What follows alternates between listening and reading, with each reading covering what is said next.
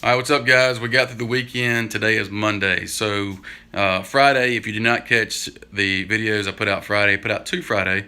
But if you didn't catch those, I took down a lot of this on the miter saw station and then got rid of a lot of this over here on the sheet goods storage. One dilemma that I've got, and I need you guys' input because I want to know how often you guys use your miter saw. I've let me show you my miter saw. So from this little knob all the way back to where it hits the wall is 43 inches away from the wall. That's almost 4 feet for one tool. Now, I don't know if you guys use your miter saws a lot. I don't use mine that much, but when I do need it, it is very handy. So I thought for a split second, I'm just gonna get rid of it, and I have to have that space for that tool. But I'm curious to what you guys think. So over here on this area I've talked about before, once I get rid of all that, about right in here to where this bench meets, that's about 6 feet or so. So I'd have plenty of room there, and it's about 5 feet from that brick wall out to where this little mini wall comes out. So I'd have room for a miter saw there, just not the full 8 or 10 feet that I've got now. And so if I had to cut something longer, I could do something different. But I'm thinking about maybe I could put something on casters where I could wheel it out if I do have something longer, because I do not use it that often. So anyway, I want to show you what I've got in mind for the lathe cart. As far as this miter saw goes, I'm just I'm torn now because I really don't know what to do with it, and I want to make a move. I want to get it done. I'm tired of looking at this mess I've got just scattered around. So let me know if you guys use your miter saws that often, and if say a miter station on casters, maybe like a 4 or 5 foot bench on casters with a miter saw on it, if you think that would work. All right, so let me show you the lathe bench that I've come up with. Okay, so I've got to move my hand. I'm going to sound different. So this is what I've come up with so far, and it looks a little bit different than some of the drawings that I showed you earlier in a previous video. But the lathe that I've got now, it accepts a bed extender. So I went ahead and I'm making one that will accept the full lathe plus the bed extender. This is 63 inches. Right now my lathe and the stand that it's on, I'm using about almost that same amount of space. So if I got the bed extender, that means I could do even more. I would have even more capacity, or I could do longer turnings than what the lathe I have now is capable of doing. So I could get rid of that old lathe, is what I'm saying, and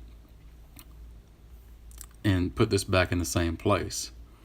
So to give you a rundown, all right, these 4 drawers are identical. These 2 drawers are identical. These are just open shelves for blanks or whatever. So if I were to take this drawer out, I'll show you. All right, so let me kind of orbit up. So this is like a 5 1/4 inch deep drawer. It's about 20 and a half inches wide, thereabout, and about 10 and a half inches from front to back. So it's a pretty good sized drawer, and there's 4 of those. Now these bottom drawers they're the same width of about 20 and a half, and front to back's about 10 and a half, but they're about 11 inches deep. So that's pretty good storage there.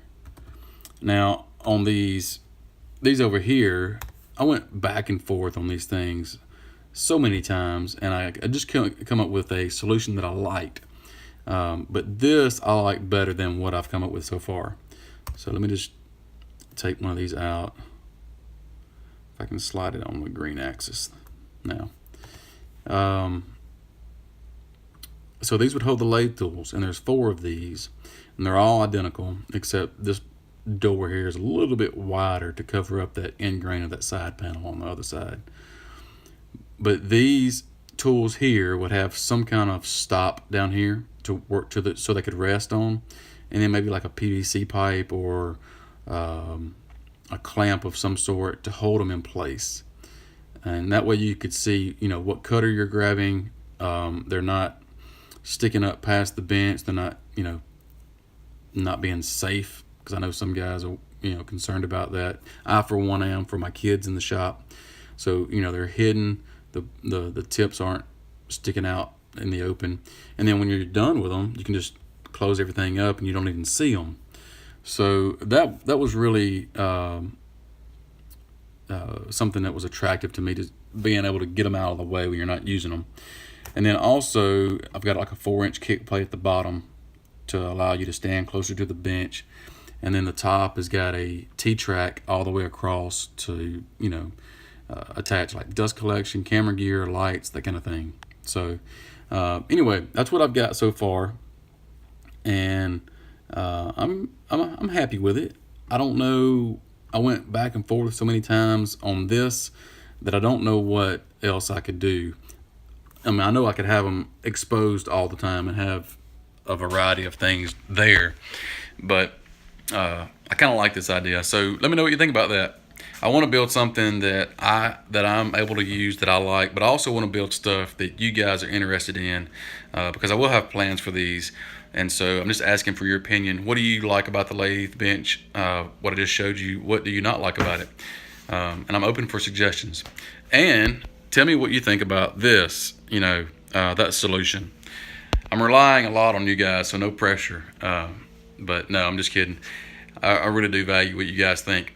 So tomorrow I will not be in the shop here, but I will be in a different shop, just going down the road. I'm going to Jay's, and I'll be there tomorrow. There are a couple other guys going to be there, so tune in tomorrow, and we'll say hello. All right, see ya.